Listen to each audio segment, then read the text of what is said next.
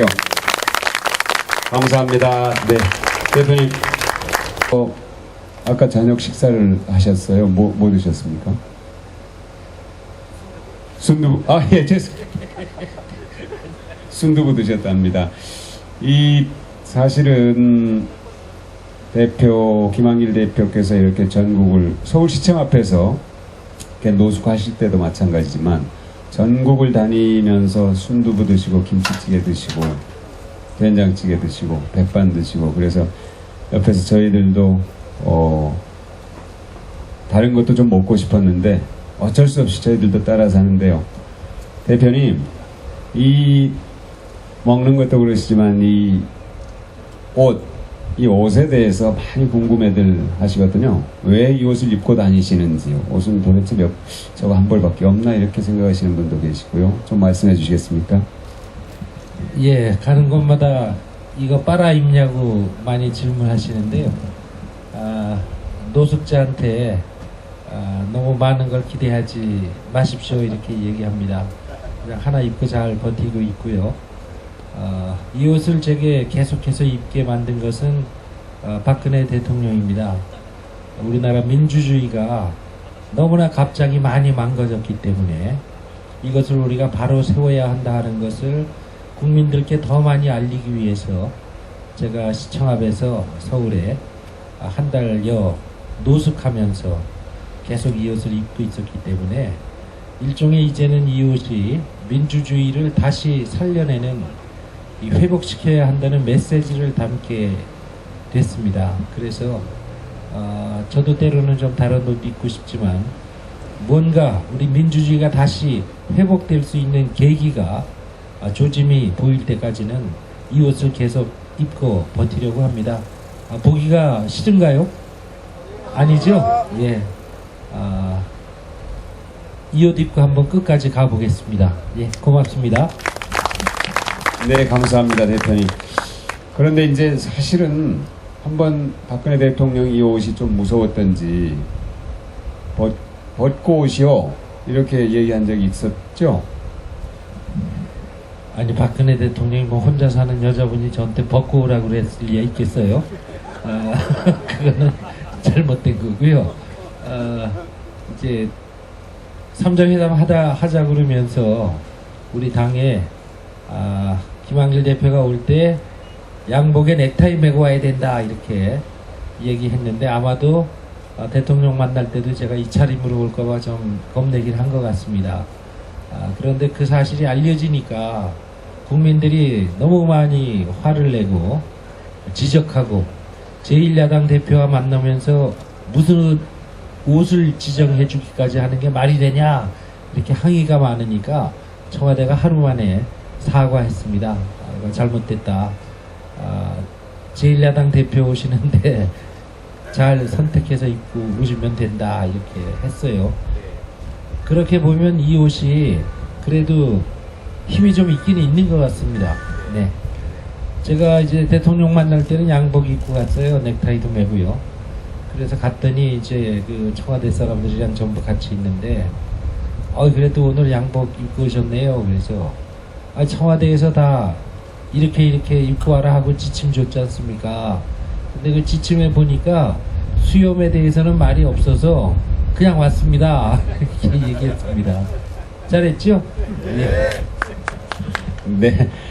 그 뒤로 또 이렇게 참 전국을 다니시면서 오로지 이 한 벌만 입고 계시거든요. 그래서 저는 사실은 이 옷을 빨리 벗었으면 좋겠습니다. 그때가 어떻게 보면 우리나라가 방향을 돌려서 민주주의를 회복하고 민생을 걱정하는 그런 정치를 할 수 있도록 대통령의 마음을 바꾸는 것인데, 여러분들께서 큰 박수, 청와대까지 들릴 수 있도록 박수로 박근혜 대통령 마음을 바꾸도록 하면 큰 박수 한번 보내주시죠. 네, 감사합니다. 네. 그리고 또 하나는 사실은 이 옷과 함께 서울시청 앞에 천막 생활이, 김한길 대표님이 아마 그런 천막 생활을, 저분은 굉장히 어떻게 보면은 굉장히 멋있는 분이고 또 소설을 쓰셨던 분이고 또 대한민국에서 가장 아름다운 여성인 제명길 그 탤런트 최명길 여사님하고 사시는 분인데 아니 저런 천막 생활을 하실까 이렇게 참 의아하게 생각한 분들이 참 많았던 것 같아요. 그런데 나중에 듣고 보니까 귀마개를 하고 또 수면제를 드시고 그랬다고 그러더라고요. 그러니까 얼마나 많은 분들이 안타까워했는지 모릅니다. 그때 얘기를 천막 생활 얘기를 좀 한번 좀 이렇게 이분들이 짠하다 이런 느낌이 들도록 좀 잘 좀 말씀해 주시죠. 그렇게 뭐 짠한 생활은 아니고요. 이제 새벽에도 많이 시끄러워요. 바로 큰 길 옆에 텐트가 있어서 잠들기가 어렵습니다. 또 비도 자주 왔고요. 비가 오면 비가 새서 새벽에 잠옷도 다 젖고 이렇게 됐는데 그것이 어려웠던 것이 아니라 잠을 너무 오래 계속 못 자니까 낮에 제가 정신이 맑지가 못해서 낮에 제가 정신이 맑아야 되겠다. 우리 국회의원 127명이 투쟁하는데 제가 판단 잘못하면 안 되잖아요. 그래서 낮에 정신이 좀 맑을 수 있는 방법이 뭘까 생각하니까 수면제라도 먹고 자야 되겠다 하는 생각이 났고 또 비행기 탈 때 쓰는 귀 틀어막는 거 하고 이렇게 해서 겨우겨우 몇 시간씩 잤습니다. 그래서 그나마 낮 시간 동안에 제가 큰 실수하지 않고 버틸 수 있었다. 제가 굉장히 고생한 것처럼 들리기도 할 텐데요. 제가 뭐 조금 힘들고 조금 고생했고 이런 건 중요하지 않습니다. 우리 대한민국이 지금 처한 이 상황이 워낙에 심각하기 때문에 김한길 하나가 조금 더 많이 고생했다, 잠 못 잤다 이런 것은 중요하지 않다. 지금 김한길이 편하게 사는 것보다 대한민국이 제대로 똑바로 서는 것이 굉장히 시급한 일이다라고 생각합니다. 예, 고맙습니다. 감사합니다. 그래요? 네. 사이좋은 것 같습니다. 이렇게 나눠서 마이크를 나눠서 쓰니까. 네. 사실은 이제 시청 앞에 그렇게 노숙을 오래 하시다 보면 대게를 한 번도 못 가시잖아요. 그러면 아무리 마음씨 좋고 아름답게 생긴 최명길 여사님이라 하더라도 화가 나거나 아니면 집에 들어오지 말라거나 뭐 좀 그런 말씀이 없었을까요? 우리 친구들이 그렇게 집에 오래 안 가는데 마누라 도망 안 가냐고 걱정도 해주는데 이제는 천막 생활에 너무 익숙해져서요. 그나마 갑자기 이제 집에 들어가서 자라 그러면 또 좀 어색할 것 같아요. 당분간은. 어쨌든 그래도 9월 17일 날이 제 생일이었거든요. 생일날 우리 집사람이 미역국 들고 천막에 찾아와서 미역국 잊지 않고 먹여줬습니다. 역시 장가는 잘 갔다 그런 생각했고요. 우리 집사람이 지금은 어디 드라마 찍는다고 철원인가 가 있대요. 우리 완전 이상가족인데 지난번에 무슨 드라마 하다 끝났는데 그리고 나서 곧장 또 다른 드라마 지금 촬영에 들어갔답니다. 그래서 왜 그렇게 계속 일을 하냐 그랬더니 집에 가봐야 신랑도 없는데 뭐 하냐고 그동안에 돈이나 벌어야지. 열심히 뛰고 있습니다. 괜찮은 여자입니다. 고맙습니다. 복도 많으십니다. 이제 사실은 정말로 국가정보원의 대선 개입과 정치 공작 그것을 바로잡기 위해서 시청 앞에서 이제 천막 생활을 시작했었고요. 그리고 그것을 전국에 알리기 위해서 이렇게 버스를 타고 다니시는데 그 중에 엄청난 일이 하나 벌어졌습니다. 대통령이 지난 대선 때 여기 어르신들 계십니다만 어르신들과 아주 정말로 철석같이 한 약속을 허언신짝 버리듯이 버렸어요. 그래서 국민들이 배신이다, 사기다 굉장히 화가 나 있습니다. 네, 대표님 좀 화를 진정해 주시든지요. 화나세요 어르신들? 진짜로? 화나요? 예. 정말 나쁜 일이지요. 나쁜 짓이지요. 지난 대통령 선거 때 박근혜 대선 후보가 어르신들한테 철석같이 약속했지 않습니까? 제가 대통령 되면 65세 이상 노인분들께 매달 20만 원씩 꼬박꼬박 드리겠습니다. 이렇게 약속했어요. 그 약속 믿고 박근혜 후보 찍은 사람들도 많을 거예요. 그런데 얼마 전에 공식적으로 나라에 돈이 없어서 그렇게 못 드립니다. 이렇게 얘기한 거 아닙니까? 참 있을 수 없는 일이지요. 대선 때 공약했던 거 다 못 지킬 수는 있습니다. 그런데 대표적으로 내걸었던 공약을 안 지킨다는 것은 국민을 속이는 것과 같거든요. 그래서 당연히 화내실만 하고 어르신들만 화내신다고 하는데 사실은 젊은 분들이 더 화내셔야 맞는 겁니다. 어르신들은 손해를 조금밖에 안 보는데 30대, 40대, 50대 이분들이 많은 손해를 보게 됩니다. 지금 어르신들보다 지금 청장년층이 훨씬 더 많이 손해를 보게 되니까 그분들이 더 화를 내야 되는 것이지요. 만약에 박근혜 대통령이 대통령에 당선되고 싶어서 달콤한 거짓말로 선거 때 어르신들, 국민들을 속인 거라면 참 나쁜 대통령이고요. 만약에 어떻게 해서라도 무슨 수를 써서라도 일단 대통령이 되고 난 다음에 국민께 죄송합니다 이렇게 한마디 하면 된다고 미리부터 생각한 거라면 정말 더 나쁜 대통령이다. 저는 그렇게 생각하는데 어르신들도 그렇게 생각하십니까? 맞습니다. 그런데 어르신들만 그렇게 생각하면 안 되고요. 말씀드린 대로 30대, 40대, 50대 여러분이 나중에 65세가 됐을 때부터 많이 손해보게 되세요.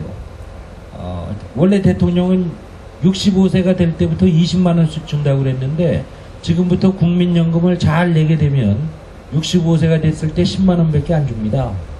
10만 원이면 1년에 얼마 들 받게 되죠? 120만 원 들 받게 되잖아요. 1년이면 그렇고 10년이면 얼마 들 받게 됩니까? 1200만 원 들 받게 되죠. 여러분 65세부터 85세까지만 산다고 쳐요. 100살까지는 못 산다고 치고 그러면 20년 아닙니까? 그럼 얼마 손해보게 되는 거예요. 아무리 못해도 1000만 원, 많이 손해보면 3000만 원 이렇게 손해보게 되는 거거든요. 그러니까 젊은 분들도 이 대통령이 대표적인 국민과의 약속을 대통령이 되고 나서 이렇게 말 바꿔서 뒤집는 것에 대해서는 정말 분노해야 마땅하다. 화 안 내면 오히려 이상한 일이다. 저는 그렇게 생각합니다. 예, 고맙습니다. 네. 박수 크게 쳐주세요. 감사합니다. 크게 치시면, 한 번 더 크게 치시면 정말 저 청와대까지, 울산 넘어서 청와대까지 들릴 겁니다. 감사합니다. 그런데, 여기 계신 이제 어르신들 또 젊은 분들, 또 장년들도 다 화가 나고, 정말로 어떻게 이럴 수 있나, 이렇게 거짓말을 하고 속일 수 있나, 이랬는데, 그 박근혜 대통령이 임명한 실세장관이라는 분이 나는 이 거짓말을 국민들에게 설득시킬 수 없다. 내 양심상 이렇게 얘기를 하고 장관직을 그만뒀습니다. 네. 그래요. 기초노령연금, 노인들께 드리는 연금을 돈이 없어서 못 주겠다 이렇게 대통령이 얘기하니까 해당 부서 주무부처 장관인 보건복지부 장관이 사표를 냈어요. 그랬더니 대통령이 그 사표를 반려했습니다. 도로 돌려주면서 그러지 말고 기초연금 안을 새로 만든 것, 뒤집기 한 것을 주무장관인 보건복지부 장관이 국민들한테 좀 설득하시오 이렇게 했어요. 그랬더니 그분이 다음날 뭐라 그랬냐면 나는 그렇게 못합니다. 양심상 내가 옳지 않다고 생각하는 것을 어떻게 국민들한테 적당히 포장해서 국민들을 설득할 수 있습니까? 나는 장관 다시 못합니다. 이렇게 해서 어저께 그분 사표를 받은 거죠. 이거 대단히 심각한 문제입니다. 그 해당 정책을 책임진 장관이 대통령이 발표한 것이 잘못됐다고 내가 차라리 관두지, 그냥 관둔 것도 아니라 양심 문제다. 이거는 그 진영 장관이 대통령에게 똑바로 대고 말하지는 않았지만 사실은 대통령은 도대체 최소한의 양심도 없습니까? 이렇게 말 없는 말로 항변한 것이다. 저는 그렇게 생각하는데요. 여러분도 그렇게 생각하십니까? 오죽했으면 그 박근혜 대통령이 임명장을 준 보건복지부 해당 부처 장관이 사표를 내고 나가겠습니까? 정말 잘못된 일이거든요. 네? 항명이죠. 예. 항명도 이건 보통 항명이 아니죠. 그분으로서는 치명적이지만 자기는 그래도 양심을 속일 수는 없다. 이렇게 하고 나간 것이에요.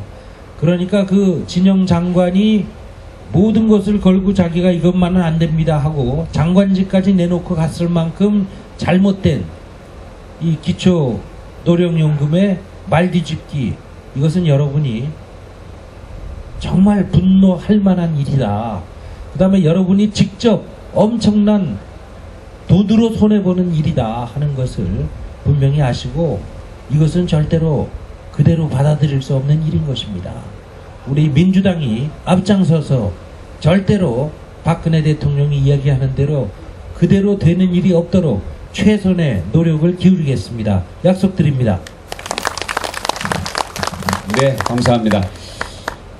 그렇게 이제 본인이 임명한 장관까지도 당신 양심 없습니까? 이렇게 묻는 말에도 취지로 얘기를 하고 또 장관직을 던지고 나갈 정도니 우리 국민들이 그거를 눈치채지 못할 이유가 없잖아요. 대표께서 추석 전에 이제 박근혜 대통령을 만나고 나오면서부터 추석 지나고 박근혜 대통령이 지지율이 높다고 이렇게 국민들이 약간 좀 오만한 것 아닌가 이랬는데 지지율이 떨어지기 시작했습니다. 아마 지금 조사해보면 훨씬 더 떨어지지 않았을까 싶어요. 대표님. 예, 제가 추석 직전에 박근혜 대통령하고 회담했는데요. 되게 아시겠지만 7가지를 제가 요구했습니다. 대통령에게. 우선 대통령 선거에 국정원이 개입한 거 사과하십시오. 7가지를 요구했는데 단 한 가지도 받아들이지 않았습니다. 그래서 어떤 사람들은 김한길이가 민주당이가 완전히 졌다, 완패했다 이렇게 얘기했는데, 그런데 국민들께서는 정말 현명하시더라고요. 겉으로 보면 내가 완전히 진 싸움인데 회담에. 그런데 추석 연휴 끝나고 여론조사해 보니까 박근혜 대통령의 지지율이 아주 급락했어요. 아마 박근혜 대통령이 대통령에 취임한 이후로 이렇게 짧은 동안에 지지율이 급락한 것은 처음일 거예요. 국민들이 다 보고 계신 것이죠. 그 이전까지는 박근혜 대통령이 침묵하고 있었기 때문에 그 속마음이 어떤지 국민들이 잘 몰랐는데 김한길과 만나서 회담하는 거 보니까 이제 박근혜 대통령의 속마음을 분명히 알게 됐거든요. 지지율이 지금 좀 높다는 이유로 오만과 독선을 고집한다면 그 지지율이라는 것은 어느 날 물거품처럼 빠져버릴 수도 있다. 제가 그렇게 추석 직전에 얘기했습니다. 그런데 요즘에 보니까 이미 물거품처럼 빠지기 시작했다. 저는 그렇게 생각합니다. 여러분들 그렇게 생각하실 수 있죠? 네, 감사합니다. 다들 추워하셔. 네네. 대표님도 좀 바람이 차죠? 네네. 아, 그러세요? 예, 이제 날씨도 춥고 그러니까 사실은 울산은 그동안 전국에서 가장 잘 사는 그런 이제 도시고 또 정치의식도 굉장히 높은 그런 도시인데 앞으로 이 박근혜 정부가 새누리당 정부가 잘못한 부분에 대해서는 정확하게 인식하고 지적하고 또 선택을 할 때 정확하게 해줬으면 좋겠다는 그런 저는 아주 소박한 생각이 있습니다. 대표님께서도 울산 시민들 여기 계신 분들에게 좀 당부를 한마디 해주시죠. 정말 울산 시민 여러분은 대한민국에서 가장 정치 의식 수준이 높은 분들이지요. 제가 전당대회 때 보고 그걸 확인했어요. 김한길이한테 제일 표 많이 주셨거든요. 그러니까 얼마나 수준 높으신 거예요. 고맙습니다, 여러분. 그런데 우리 민주당 입장에서 보면 정말 울산처럼 어려운 데가 없습니다. 다른 지역은 그래도 국회의원이라도 한두 명씩 있고, 혹은 국회의원이 없어도 광역의원, 기초의원이라도 있는데, 울산은 정말 어떻게 지금으로서는 해볼 수가 없는 지역처럼 돼 있어요. 그러나 이제 다음 지방선거는 다를 거라고 생각합니다. 저는 이 영남권의 교두보로서 울산이 분명한 우리 민주당의 위상을 세워질 것이다. 영남의 교두보로서의 울산의 역할이 저는 분명히 기대된다. 이렇게 말씀드릴 수 있습니다. 여러분 여기 잘 아시는 맨 앞에 신규명 이 울산 시당위원장님 계신데요. 저 정말 저 심의원을 좋아하고 존경합니다. 이 어려운 지역에서 열정 가지고 그래도 쉬지 않고 열심히 뛰고, 또 우리 중앙당에도 자주 와서 그 어려운 환경에 있으면서도 크게 불평하지도 않고 그저 민주당을 위해서 뛰어주는 분이기 때문에 제가 친아우처럼 또 생각하기도 하고, 저희가 급한 일이 있으면 오히려 심규명 위원장한테 부탁도 하고 그럽니다. 저는 다음 지방선거에서 이 심규명 위원장이 지금 또 단단한 각오를 가지고 있기 때문에 이 심위원장 중심으로 여러분이 잘 도와주시기만 한다면 의외의 좋은 성과가 울산에서 있을 수 있다. 이렇게 기대하고 있습니다. 여러분 그렇게 될 수 있겠죠? 네. 자, 심위원장 잠깐만요. 네. 자, 우리 심규명 의원 아니야. 잠깐 앉아서 다음 지방선거 앞두고 각오를 한 말씀 하세요. 예, 반갑습니다. 시장위원장 신규명입니다. 예, 우리 대표님, 울산에 오늘 오셔가지고, 울산에 좋은 기운을 많이 받았었는 것 같습니다. 그리고 울산이, 희망이 있는 그런, 민주당으로서는 희망이 있는 그런 지역으로, 파악을 하고 계시는 것 같은데요. 정확하게 파악하셨죠? 네. 감사합니다. 내년 지방선거 정말 우리 민주당 울산시당으로서는 중요한 선거고요. 또 결코 물러설 수 없는, 그리고 우리가 울산에서 정말 교두보를 마련해야 될 그런 중요한 선거입니다. 근데 오늘 요 오신 모든 분들, 그리고 울산에 계시는 우리 민주당원들 모두가 똘똘 뭉쳐서 열심히 해주시리라고 저는 믿습니다만은, 그것도 중요하지만은 중앙에서 우리 김한길 대표님께서 최소한 한 10분은 오셔야 교두보가 확보된다고 생각합니다. 여러분 어떻습니까? 정말 어려운 걸 알고 계시니까 저는 반드시 울산을 위해서 많은 배려를 해주시리라 믿겠습니다. 믿어도 되겠습니까? 우리 김한길 대표님 큰 박수로 환영해 주십시오. 감사합니다.